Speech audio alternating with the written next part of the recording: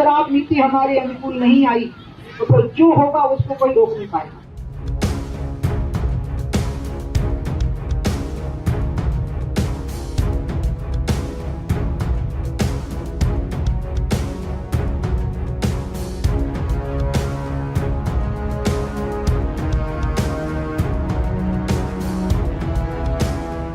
नमस्कार, सबकी खबर.com के YouTube चैनल पे आपका स्वागत है। मैं हूं रविंद्र जैन। आज 6 फरवरी हो चुकी है, लेकिन मध्य प्रदेश सरकार आज तक अपनी नई आबकारी नीति नहीं ला पाई है। वैसे तो घोषणा की गई थी कि जनवरी के अंतिम सप्ताह तक आबकारी नीति आ जाएगी, लेकिन मध्य प्रदेश सरकार आबकारी नीति को लागू करने में या उसको कैबिनेट में ले जाने में लगातार विलंब कर रही है।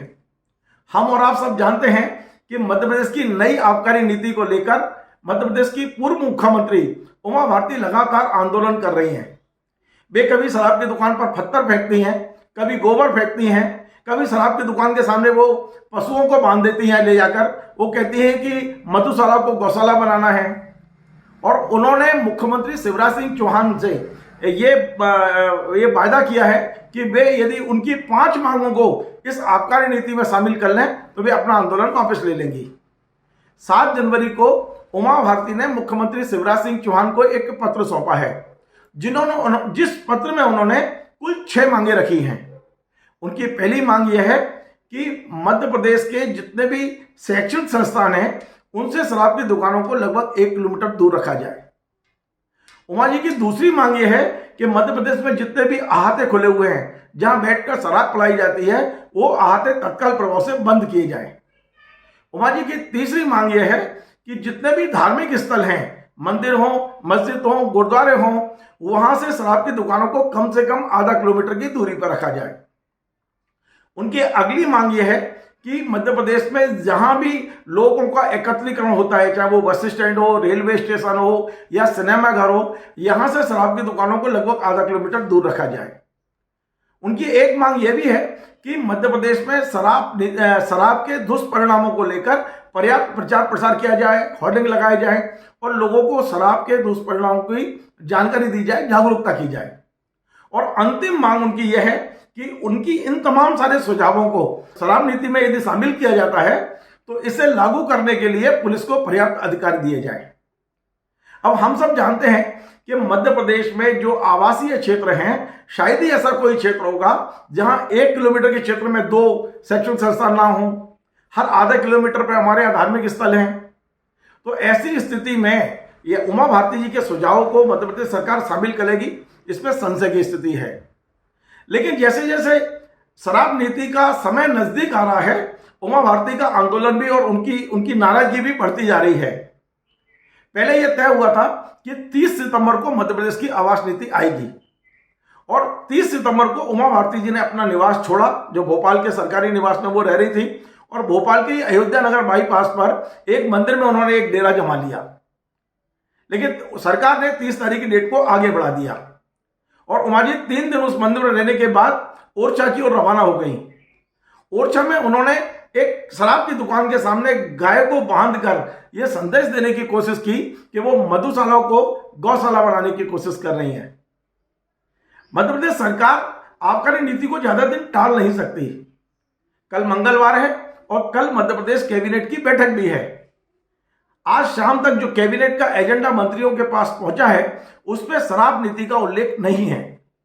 लेकिन हमारे सूत्र यह बता रहे हैं कि मध्य प्रदेश के आबकारी विभाग ने शराब नीति को तैयार कर लिया है और कल मुख्यमंत्री यदि अनुमति देते हैं तो एक्स्ट्रा एजेंडे के रूप में, सप्लीमेंट्री एजेंडे के रूप में कल शराब नीति पर चर्चा हो सकती है। लेकिन सवाल यही है कि क्या मुख्यमंत्री शिवराज सिंह चौहान उमा भारती के इन 6 बिंदुओं को शराब नीति में शामिल कर पाएंगे?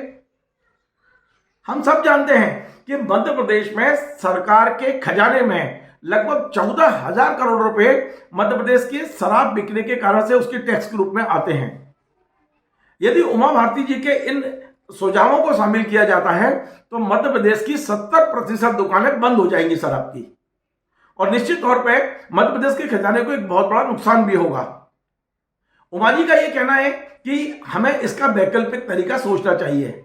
2 लाख करोड़ का बजट मध्य प्रदेश सरकार का है और 14,000 करोड़ में से यदि 10,000 करोड़ का भी नुकसान होता है तो उसको भरपाई किसी अन्य संसाधनों से की जाए। लेकिन मध्य प्रदेश में इस तरह की कोई तैयारी हमें दिखाई नहीं दे रही है।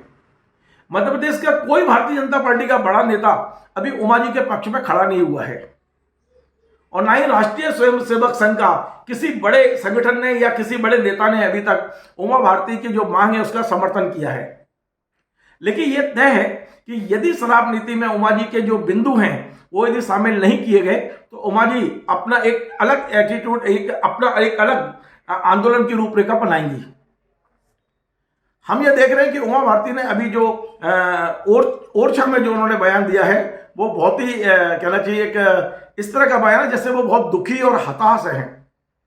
उन्होंने कहा है कि मैंने इस सरकार के लिए वोट मांगे थे और यदि यह सरकार इस शराब नीति में परिवर्तन नहीं करती है तो मुझे फांसी पे लटका दे क्योंकि मैं भी इसके लिए दोषी हूं। यानी ऐसा लगता है कि मध्य प्रदेश की शराब नीति को लेकर उमा भारती जी आर पार की लड़ाई के मूड में हैं। अब हमें कल का इंतजार करना है कि क्या कल मंगलवार 7 फरवरी को शिवराज सिंह चौहान शराब नीति को कैबिनेट में लाएंगे। यदि लाएंगे तो क्या उसमें चर्चा होगी और यदि चर्चा होगी तो क्या उमा भारती के जो सुझाव है उसे शामिल किए जाएंगे और यदि शामिल किए जाते हैं तो कितना नुकसान होगा। ये तमाम ऐसे बिंदु हैं जिस पर मध्य प्रदेश के तमाम लोगों की नजर गड़ी हुई है। हमें यह भी देखना पड़ेगा क्योंकि हमें इस बात का पूरा भरोसा है कि उमा जी द्वारा बताए गए 6 बिंदुओं में से शायद ही कोई बिंदु इसमें शामिल किया जाए। यदि उमा भारती के इन बिंदुओं को शराब नीति में शामिल नहीं किया जाता है तो उमा भारती का मध्य प्रदेश सरकार को लेकर अगला रुख क्या होगा। हम पिछले 15 दिन में यह देख रहे हैं कि उमा भारती जी लगातार भारतीय जनता पार्टी और मध्य प्रदेश की सरकार की नीतियों को लेकर मुखर होती चली जा रही हैं। उन्होंने रायसेन में शिव मंदिर को लेकर, शिव मंदिर का दरवाजा खोलने को लेकर भारतीय जनता पार्टी के राष्ट्रीय अध्यक्ष जेपी नड्डा पर सीधा हमला बोला। उन्होंने मध्य प्रदेश के आबकारी मंत्री जगदीश देवड़ा जी के खिलाफ सीधा मोर्चा खोला और वे लगातार भारतीय जनता पार्टी को कटघरे में खड़ा कर रही हैं। ऐसा भी चर्चा है कि अगले विधानसभा चुनाव को लेकर उमा भारती का कोई एजेंडा है जो अभी किसी की जानकारी में नहीं है।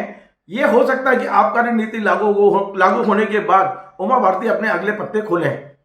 लेकिन यह तय है कि मध्य प्रदेश में उमा भारती अब अपना महत्व और अपनी उपस्थिति दर्ज कराने के मूड में हमें दिखाई दे रही हैं।